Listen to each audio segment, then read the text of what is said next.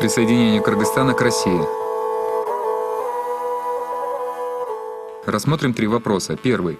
Политическая ситуация в Кыргызстане и кыргызско-российские отношения, вторая половина XVIII – середина XIX веков. Второй вопрос. Присоединение Северного Кыргызстана к России. Третий. Восстание 1873-76 годов, завоевание России Южного Кыргызстана. Первый вопрос. Политическая ситуация в Кыргызстане и кыргызско-российские отношения второй половины XVIII – середины XIX веков. Учитывая исторические условия, сложившиеся в конце XVIII – середины XIX веков, этот период можно рассматривать как определяющий этап формирования предпосылок, обусловивших присоединение Кыргызстана Россией. Во второй половине XVIII века кыргызское сообщество претерпело сложные процессы. В силу пережитков воинствующего Средневековья, выражавшихся в непрерывных междоусобных столкновениях и дестабилизирующих внешнеполитических событий, кыргызский народ еще не сформировал своей единой государственности. В этот период кыргызские племена в соответствии с географическими условиями жили под влиянием нескольких политических объединений. Южные племена кыргызов в последней четверти XVIII века Ферганского региона, Памира, Горного Бадахшана, Оро-Тюбе, Джизака и Ходжента, Каканское государство, проживавшие там кыргызы стали составной частью его населения. Северная часть Кыргызстана в это время была под властью суверенных манапов, родовых предводителей, традиционно осуществлявших разобщенную политику правления. Существовали как независимые феодальные образования. Это был конгломерат племен. В Таласе – Кушту, Сару, Пытаев, Мундузов. В Чуе и Сусамыре – Солто, Саяков. В Верховье в Чуе, Кочкоре и Джунгале – Сарабагыши, Саяков. На западном и северо-западном побережье Иссыкуля и в его предгорьях – Богу, Саяков. В Нарыне, Тогустору, Кетментюбе, Сарыбагыши, Саяков, Чериков, Карабагыши и других. В Восточном Туркестане – вкрапления Саяков, Чомбагыши, Толесов, Солто, Сартов, Теитов, Найманов, Кыпчаков, Богу, Чирихов, Нойгутов, иначе говоря, Ичкеликов, левого и правого крыла кыргызских племен. В этом разрезе времени в Северном Кыргызстане правили от Сарабагышей Тынай, Атаке, Эсенгул, Ормон, от Богу Карга, Бейназар, Менмурат, Боромбай, от Солто Тулиберди, Джаил, Канай, Джангарач, от Саяков Садырхан, Джанболот, Качике, Тайлак, от Сару Бердике, Туумаби, от Кушчу, Джетимби, от Мундузов, Тыныбек. На этом основании можно считать, что у кыргызов вплоть до середины XIX века были своеобразные автономные государственности, состоявшие из отдельного племени или их объединений, наподобие небольших государств-полисов Древней Греции. Политическая разобщенность кыргызских племен в конце XVIII века не давала возможности осуществить им единую внешнюю политику. Из-за непримиримых внутриплеменных разногласий среди северных кыргызов над ними постоянно висела угроза со стороны внешних врагов. Такая обстановка подтолкнула некоторых кыргызских беев обратить взоры к Российской империи. Они понимали, что только установив отношения с Россией и заручившись ее поддержкой, смогут сохранить свою власть и политическую самостоятельность. Первоначально попытки установить политические отношения с Россией предпринял Атаке Батыр, бей рода Сарыбагыш, занимавшего предгорье Чуй. От имени подвластных ему кыргызов Атаке Батыр отправил в столицу России Санкт-Петербург посольство. Первое посольство были выбраны Абдырахман Кучаков и Шыргазы. Поэтому не случайно Атаке Батыр назначил в первое кыргызское посольство в Россию именно Абдырахмана, как человека, много повидавшего, жившего в России, знающего язык и нравы ее жителей. Есть сведения, что второй посол Шыргазы был доверенным человеком бея. Прибывшее в Омск 23 августа 1785 года кыргызское посольство передало генерал-губернатору Сибири письма Атаке Батыра, одно из которых было адресовано самой Екатерине II. Царице были подарены 1 раб, шкуры 3 барсов и 5 рысей, а генерал-губернатору 2 скакуна. Посольству было поручено заручиться поддержкой России, а также изменить караванные маршруты, идущие в Россию из Центральной Азии и Туркестана, таким образом, чтобы они проходили через Кыргызстан. Кыргызскую делегацию, прибывшую в Петербург 29 декабря 1785 года, Екатерина II приняла 15 марта 1786 года. О приеме императрицы кыргызских послов Атаке было сообщено из Омска в октябре 1787 года. Не дожидаясь возвращения своего первого посольства, Атаке Батыр летом 1788 года отправил в Омск второе во главе с Абдурахман-улу Карынбая Сатынбаем. Первые посольства кыргызов в Россию, преодолев существенные трудности, успешно выполнили свои задачи. И хотя постоянные связи еще не установились, первый шаг в формировании последующих дипломатических отношений уже был сделан. Осенью 1825 года на берегу реки Джиргалган бии рода Бугу съехались на Курултай для обсуждения вопроса, чье принять подданство – России или Коканда. Так как сторонников русской ориентации на Курултае по сравнению с прококанской группировкой оказалось подавляющее большинство, было принято решение о присоединении к России. Таким образом, стремление крупной феодальной знати из Сыкуля войти под покровительство России привело к установлению первоначальных дипломатических отношений кыргызов с русскими. Второй вопрос. Присоединение Северного Кыргызстана к России. Политическая обстановка в первой половине 1840-1850 годов – признание присыкульскими кыргызами русского подданства. В 40-х годах XIX века политическая ситуация в Северном Кыргызстане в известной мере определилась. Стала очевидная тенденция к политической консолидации некоторых племен и в то же время к сепаратизму в рамках родовых образований. Противовесом деятельности сарыбагышского манапа Ормона Ниязбек-улу к политическому объединению в ареале Северного Кыргызстана были стремления родовой знати к удельной самостоятельности. Например, на провозглашение Ормона ханом иссыкульские кыргызы ответили выдвижением Буромбая Бекмурат-улу главой рода Бугу. Противостояние родовой знати Сарыбагыши и Бугу дало знать о себе и во внешнеполитических взаимоотношениях. Бугинские манапы не поддерживали устремления Ормон-хана к самостоятельной консолидации. В результате русская администрация проводила более тесные отношения с кыргызами и бугинцами и одними из первых включила их в свой протекторат. Многолетнее противостояние биев-манатов рода Сарыбагыш и Бугу привело в 50-х годах XIX века к открытому столкновению. Ормон-хан, ведя против бугинцев военные действия, хотел подчинить кыргызов и Иссыкуля создаваемому им ханству. Кроме того, Ормону не нравилось своевольное сближение иссыкульских кыргызов с Россией. В 1854 году Ормон в одной из схваток был захвачен в плен и убит. Мстя за смерть хана, Сарыбагыши под предводительством воеводы Турукельды Батыра и сына Ормона Умиталы неоднократно организовывали набеги на бугинцев. Спасаясь от преследований, несколько аилов Бугу во главе с Буромбаем были вынуждены отступить в сторону Каркыра и Текеса. Чтобы избежать истребления в это смутное время, главный манат рода Бугу Буромбай пришел к решению принять подданство России. 26 сентября 1854 года было снаряжено посольство бугинцев во главе с манапом Хачибеком Ширалином в город Омск, центр западносибирского генерал-губернаторства. 17 января 1855 года в Омске Качибек Ширалин в качестве доверенного и полномочного посла от своего народа на Коране дал клятву о переходе в протекторат России. Официальное присоединение иссыкульских кыргызов к России – важный этап в истории кыргызов. После этого события противостояние между Сарыбагышами и Бугу пошло на спад. Тем не менее, столкновение между двумя родами продолжалось вплоть до полного присоединения в 1868 году Северного Кыргызстана к России. Принятие чуйскими и таласскими кыргызами русского подданства. В 60-е годы XIX века противостояние между Коканским ханством и Россией Джитысу, в том числе и Чуйской долине, стало очевидным. В отличие от южных кыргызов, северные кыргызы в политической жизни Коканского ханства были пассивными наблюдателями. В 1860-1862 годах манапы ответвления Тына из рода Сарыбагыш предприняли попытки активного участия в политике ханства. Однако из-за недостаточной ориентации в политических процессах были вынуждены их прекратить. К тому же беспрестанно меняющиеся ставленники на трон не внушали особого доверия. В начале 60-х годов царское правительство решило окончательно завершить присоединение к России кыргызских родов Чуйских предгорий, но для этого русским войскам необходимо было покорить крепости Коканда, расположенных в долине. Хан Коканда знал об этих намерениях и предпринял меры противодействия, стянув в Чуй отряды сарбазов. Во время противостояния коканцев с русскими чуйские кыргызы заняли нейтральную позицию. Многие перекочевали вглубь гор на Джайло. Царские войска под командованием Циммермана 23 августа 1860 года вышли из Верного, 26 августа захватили крепость Токмок и 28 августа полностью разрушили ее.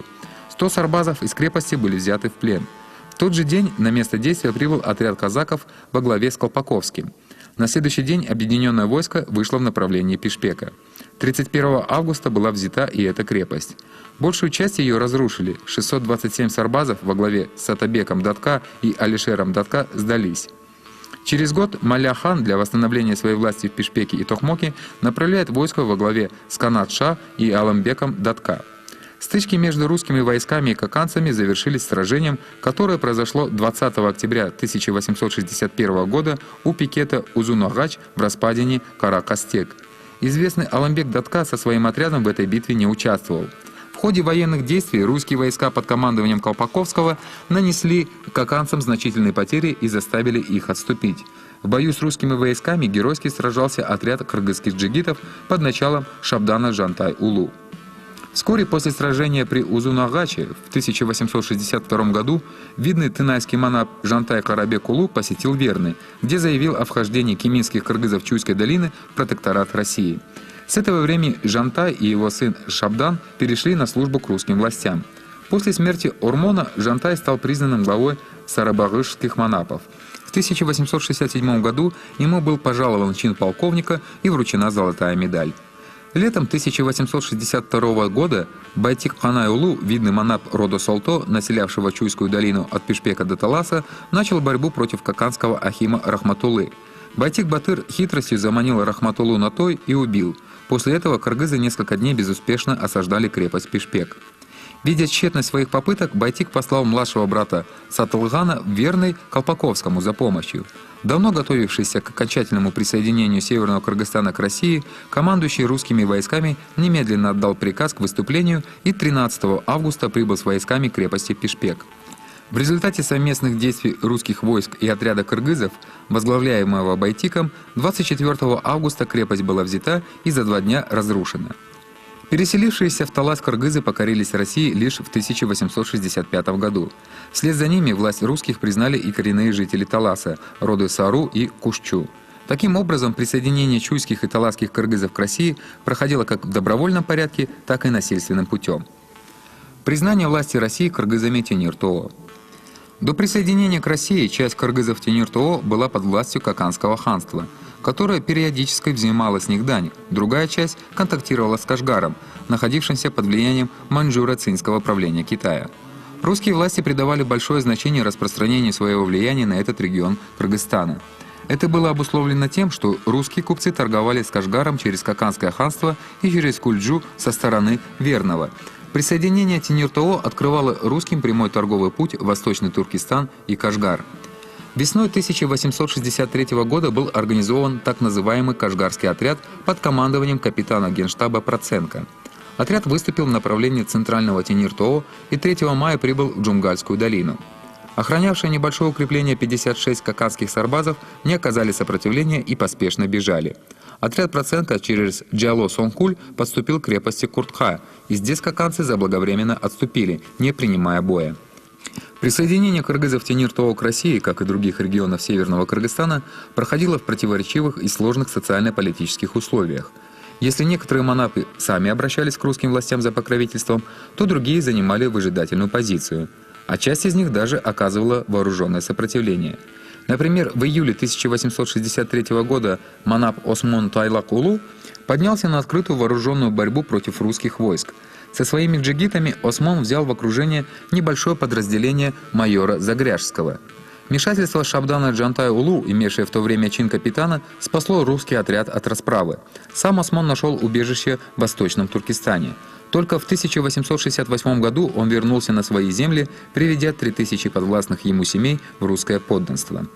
Открыто боролся с русским засилием крупный сарыбагашский манап Умиталу Ормон-Улу. Громя отдельные отряды русских войск, он 19 июня 1863 года близ крепости Курка в урочище Экичат напал на подразделение подпоручика Зубарева, насчитывавшего около 40 солдат. Только подоспевшая через 2 дня помощь помешала джигитам Умиталы разбить этот отряд. После неудачного столкновения в Актаала Умиталы Ормон-Улу, надеясь получить кашгарское подданство, перебрался в Восточный Туркестан. Однако местный правитель Жакопбек на просьбу Умиталы о покровительстве ответил отказом. Большое значение в реализации стратегических планов присоединения Тиньир-Тоо имело вхождение в протекторат России кыргызского рода Черик. Род занимал территорию от реки Нарын до гор Куйхо-Турпан на юге, берега реки Какшаал и далее через долины Атбаши, Арпа, Аксай вплоть до Кашгара. Черики платили дань и Каканскому ханству, и цинь-маньчжурским правителям, а позднее и наместнику Кашгару Жахып-беку, находясь таким образом под тройным гнетом. Видя выход из создавшейся сложной ситуации в присоединении к России, весной 1863 года бии рода Черик, насчитывавшего 6000 юрт во главе с именитым манапом Тодумамбетом Тойма-Тулу, направили письмо Белому царю через губернатора округа Алато Колпаковского. Император дал знать, что просьба чериков о русском подданстве удовлетворена. Осенью 1863 года послы чериков прибыли в Омск и присягнули на верность русским властям. Ко времени основания в 1868 году Нарынской крепости большая часть чериков относилась к округу Алато. Остальные находились под покровительством наместника Кашгара Жахып-бека. Позже, после ликвидации его государства в 1877 году, эта часть чериков перешла под власть императора Китая. С принятием большей частью чериков русского подданства занимаемая ими обширная территория вошла в состав Кыргызстана. В 1864-65 годах в состав России были включены проживавшие в верховьях Нарына бугинцы-тынымсииты, а также саяки, занимавшие окрестности Кочкора, Джунгала, Китмен-Тюбе. Однако Сарыбагыши, которым правил Умиталы вплоть до 867 года, продолжали оказывать сопротивление русским властям, и только поняв бесполезность борьбы, Умиталы подчинился. После возведения в 1868 году русских крепостей в Нарыне и Караколе и установления в них постоянных гарнизонов, власть России в северном регионе Кыргызстана приобрела реальные очертания. 11 июля 1867 года было образовано Туркестанское генерал-губернаторство, состоящее из Сырдарьинской и Семиреченской Джетусу областей. С учетом стратегического значения нового административного территориального образования оно было отнесено в ведение военного министерства. Таким образом были заложены основы колониального аппарата для военного и гражданского управления Туркестаном, в составе которого оказался и Кыргызстан. Вместе с организацией административного управления русское правительство начало проводить политику по созданию в новых владениях военно-политической и социальной опоры царизма путем укоренения на местах русских переселенцев. В 1867 году в Караколе и Токмоке были организованы переселенческие пункты, куда вскоре начали прибывать русские крестьяне. В отличие от первоначального этапа внедрения России в Центральную Азию, ее фактическая власть в Кыргызстане была установлена только в 1863-1868 годах. Присоединение России северных кыргызов в течение этих годов было завершено окончательным утверждением российского правления. Третий вопрос. Восстание 1873-1876 годов, завоевание России Южного Кыргызстана. Общественно-политическое положение Каканского ханства и Южного Кыргызстана. В начале 50-х годов XIX века политическая ситуация в Каканском ханстве приобрела кризисный характер. Это было обусловлено внутренними распрями Орды, участившимися восстаниями и переворотами, беспрестанной сменой правителей на ханском престоле. В результате все это облегчило России захват Ферганской долины и Южного Кыргызстана. В эти годы кыргызский народ в лице своих лидеров, как и раньше, продолжал активно участвовать в политической жизни Каканского ханства. Всевозможные претенденты на ханский трон, как правило, обращались за поддержкой к кыргызским и кыпчакским феодалам. Например, чтобы отнять власть у Кудаяр-хана, ханзада, наследник хана Малябек, попросил помощи у влиятельного кыргызского датки Алымбека, фактического правителя Алая. Одержав победу в противоборстве с войском Кудаяр-хана, Малябек взял власть в свои руки. В благодарность за оказанное действие он назначил Алымбек-датку акимом Андижана. Алымбек еще во времена Мадали-хана стал видной фигурой в политической жизни Каканского ханства. В 1831 году он получил от хана звание старейшины алайских кыргызов, титул датка. Представитель рода Барга, одного из основных ответвлений объединения Адигене, Алымбек-датка пользовался в народе большим уважением. Он выделялся умом, добропорядочностью, справедливостью и бесстрашием, неоднократно возглавлял народные движения против произвола каканцев. С присущей ему дальновидностью Алымбек поддерживал постоянные взаимосвязи с северными кыргызами в лице таких именитых манапов, как Ормон-хан, Жантай, Жангарач, Умиталы, Осмон. После захвата крепостей Пишпек и Токмок русскими Алымбек-датка со своими джигитами был в составе каканского воеводы Канат-ша, прибывшего с юга, чтобы восстановить положение. В 1861 году хан, поверив наветам, приговорил Алымбека к смертной казни. Датка бежал в Алай и организовал восстание против Каканского ханства. Однако оно потерпело поражение, а Алымбек вынужден был скрываться в горах Тенир-Тоо.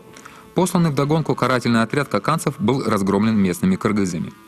В результате очередного заговора в ханском дворце в 1862 году Маля хана убили, а вместо него на трон возвели внука Шералы хана Шах-Мурата. Как активный участник этого переворота, Алымбек Датка получил место визиря. Однако через некоторое время этой ключевой должностью завладел его соперник, выдвиженец кыпчаков Алымкул. Между тем, Кудаяр-хан, бежавший в Бухару при помощи бухарского эмира Музафара и каканского воевода Канат-Ша, в марте 1862 года вновь захватил трон. Понятно, что свою власть Кудаяр-хан удерживал только при непосредственной поддержке Бухарского эмирата.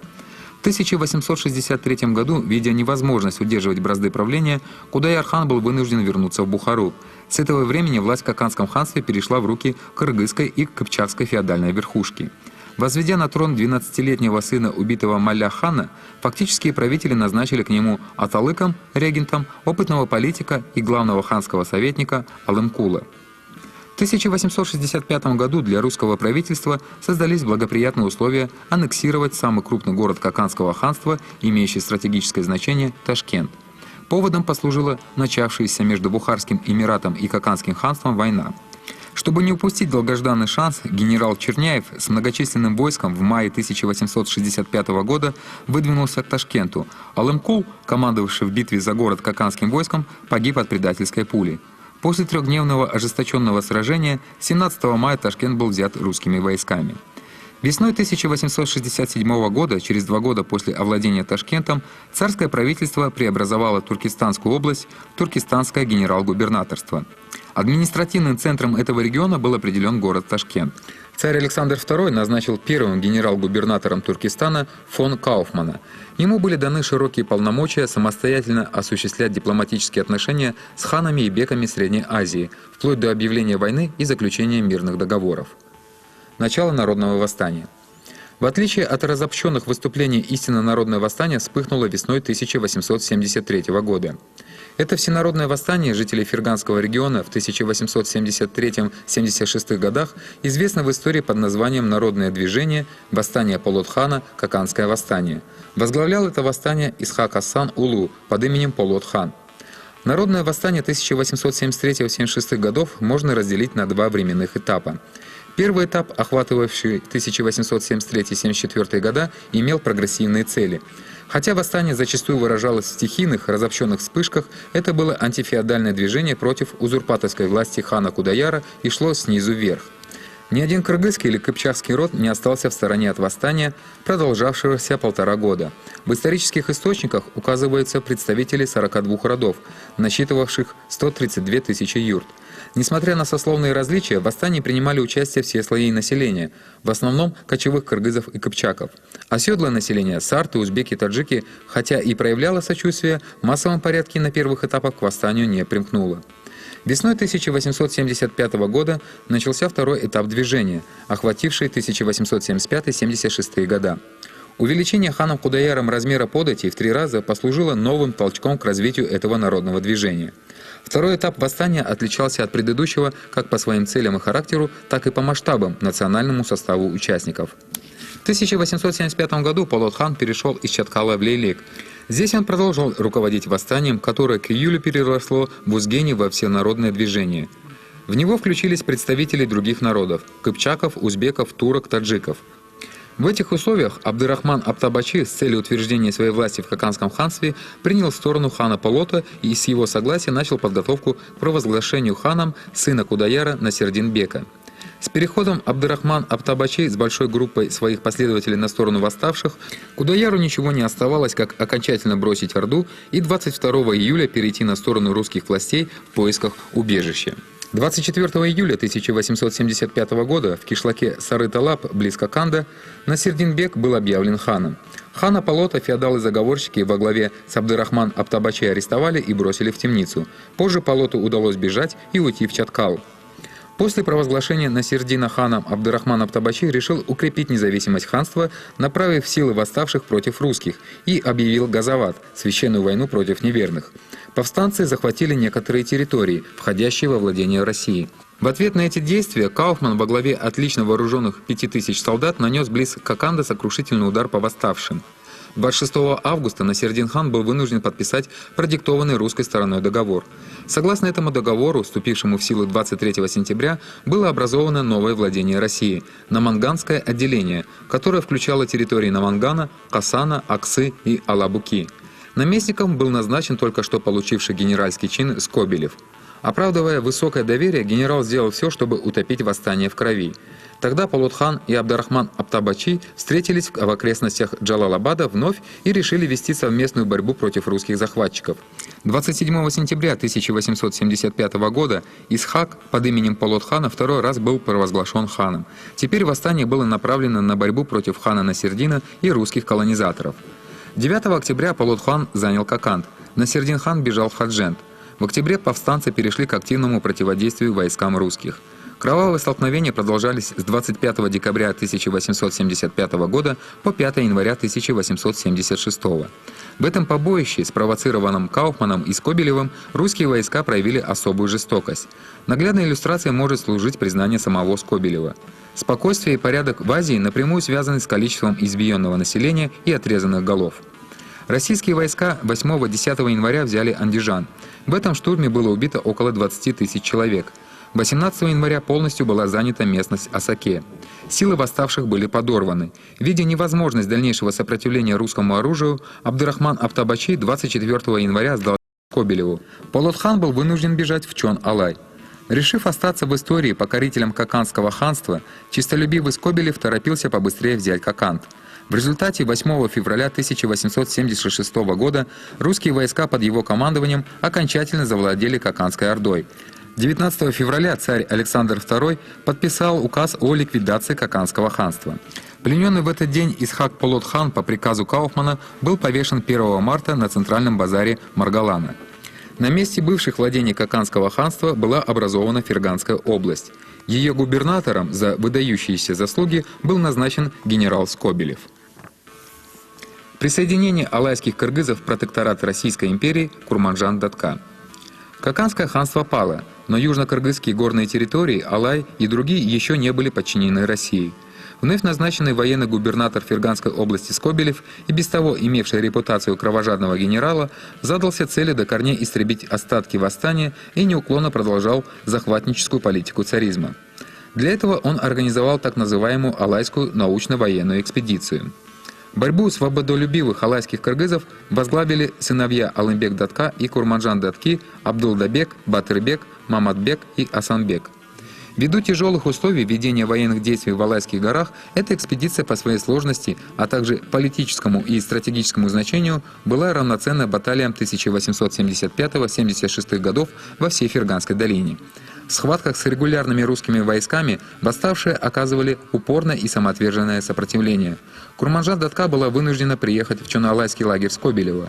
На Скобелева произвели большое впечатление ум и проницательность Датки, за что он назвал ее Алайской царицей. На этой встрече Курманжан выразила покорность русским властям и была вынуждена содействовать переводу своих сыновей в русское подданство.